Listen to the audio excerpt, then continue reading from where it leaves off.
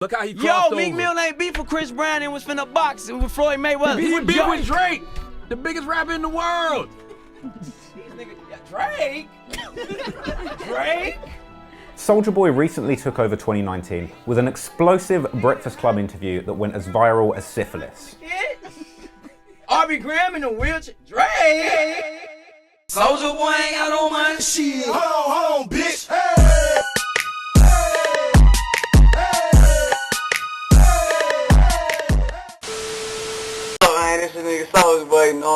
Now, Soulja Boy wasn't lying when he said that he was the king of the internet. I mean, he's been YouTubing since 2007. From his first ever video promoting the SODMG DVD, to 15-second skits with his homeboy A-Rap that prove he was a Viner before Vining even was a thing, and incredible footage of him performing to a packed auditorium full of school kids in a gig that R. Kelly could have only dreamed of. When Soulja Boy was first popping off in 2007, 8, and 9, everyone and their mum was cranking that Soulja Boy.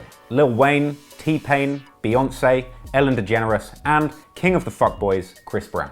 Back in 2009, Chris Breezy and Soulja Boy used to be super tight. He was seen several times cranking that Soulja Boy on stage and even bringing out young Draco to a few different shows. When you see how tight these two used to be, it's hard to imagine that only 8 years later, we'd be hearing this. Chris Brown, you a bitch, nigga. When I see you, I'ma beat the fuck out you, nigga. You think you hard cause you hit Rihanna, nigga, cause you beat Rihanna up, nigga? Do that shit to me, puss ass nigga. This beef started in January 2017 when allegedly, according to young Draco, Chris Brown called Soulja Boy from his tour bus to have a go at him for liking his ex-girlfriend Karrueche's picture on Instagram. He said, listen up, little nigga.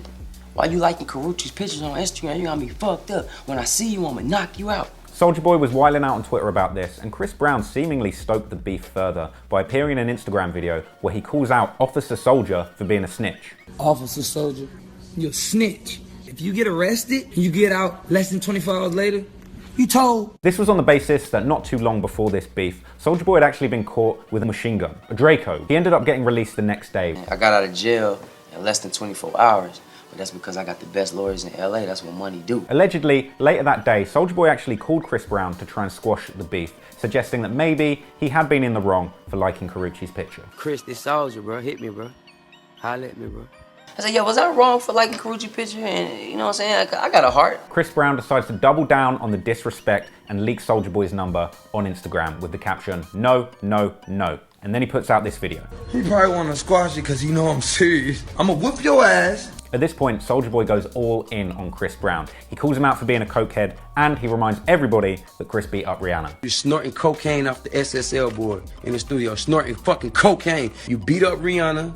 She came to my concert in LA. You got mad, you called me. Was she at your concert? I felt bad, you beat her up, so I chilled with her. At this point, Chris makes the ultimate challenge, suggesting that him and Soulja Boy settle the beef over 3 rounds of amateur boxing arranged by Adrian Broner. Adrian Broner, set up the gym, bro. Yeah, I accept your challenge. Get Adrian Broner on the phone. I'ma beat your fucking ass. I give you 3 rounds, Soulja, 3 minutes. Things get really wild when Chris and Soulja start having a battle on Instagram of who has the biggest goons. Fruittown, Peru. I am from Fruittown, Peru. I'm about to go to the hood right now and film my hood. You can't come to my hood. Soulja Boy claims to be part of the Fruittown Pyrus, a sector of the Blood Gang from Compton. Fruittown, to anybody that's not versed in American gang culture, isn't the beautiful fields of apples and oranges that you're imagining. It looks a little more like this.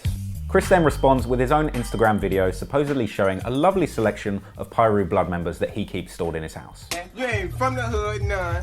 You ain't came to the hood, none. You ain't did nothing, none. Stop it, Fun fact, members of the Blood Gang are actually famous for hating Crips so much that they change any word that begins with the letter C to the letter B. Big Draco decides to prove that he's a real Pyru blood by pulling up and branking that Soulja Boy on Briss Breezy's block in Bompton. Fruittown We Pyro. the real ones too. We the real ones. Who ain't from Fruits? Fuck Chris Brown talking about. Pull up in the hood right now, nigga, catch your fade. So whoop.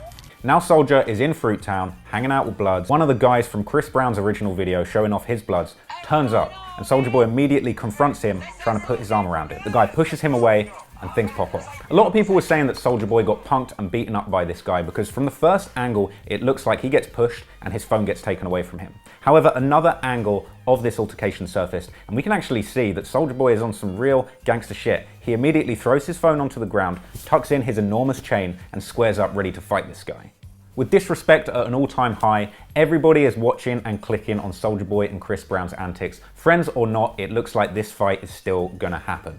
Professional boxer, amateur armed robber, and Rick Ross, after 10 years of CrossFit training, Adrian Broner starts making media appearances around the fight and promoting posters for a bout slated to happen in March. Meanwhile, Soulja Boy makes an inexplicable finesse and gets plugged in with the undisputed world champion of shady business deals, Floyd Money Mayweather.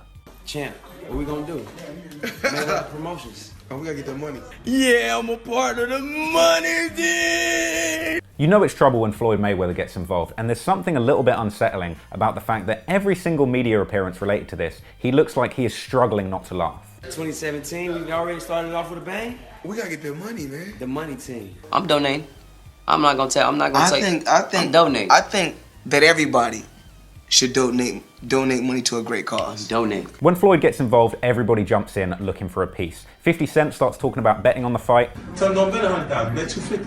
Get Soulja Boy on the phone, tell that nigga I said stop apologizing, get the Draco out. We got to keep this shit going. Mike Tyson comes out and says that he's going to train Chris Brown to bite Soulja Boy's ear off. I'm training Chris. Only thing I'm gonna teach him to bite somebody's ear. Yeah, that's right. I'm gonna teach him every dirty trick in the book. So, the fight is on, and Soulja Boy and Chris Brown spend the next month training.